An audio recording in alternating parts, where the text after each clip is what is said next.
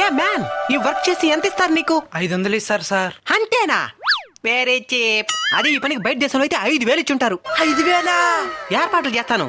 వెళ్తావా బయట దేశం? వెళ్తాను సార్. అక్కడ ఏం పని చేయాలి? ఏసీ ఇంట్లో చల్లగా కూర్చొని ఉండాలా. పెద్ద పెద్ద డబ్బులుండే వాళ్ళు పార్టీ చేసుకుంటారు కదా, వాళ్ళకి అన్నం వడ్డించేది, వాళ్ళ పిల్లకాన్ని చూసుకునేది అంతా ఏసీ ఇంట్లోనే.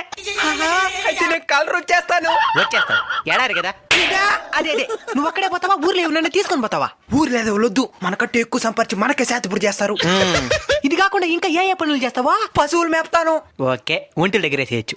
చందా, అదే అదే, నువ్వు ఈ ఏర్పాట్లు ఇడిపో. సరే తెల్లకొచ్చే పోతాను. అయ్యా రే బకరా దొరికినట్టు పంపిస్తానా? మంచి ఎడారు చూడండి. అలా మోసం చేయడం తప్పు కదా సార్. ఏది తప్పు? ముందు ఎక్కువ డబ్బులు ఆశపడి తప్పు చేసిన వాళ్ళు ఏ ఇండియాలో పని చేసుకుంటే వద్దనిందా? మంచి ఎడారు చూడు. ఎక్కువ డబ్బులు కాసుపడి ఏ జంటి చేతిలో మోసపోవద్దండి. బయట దేశం పోయే ముందే జాగ్రత్త పడండి.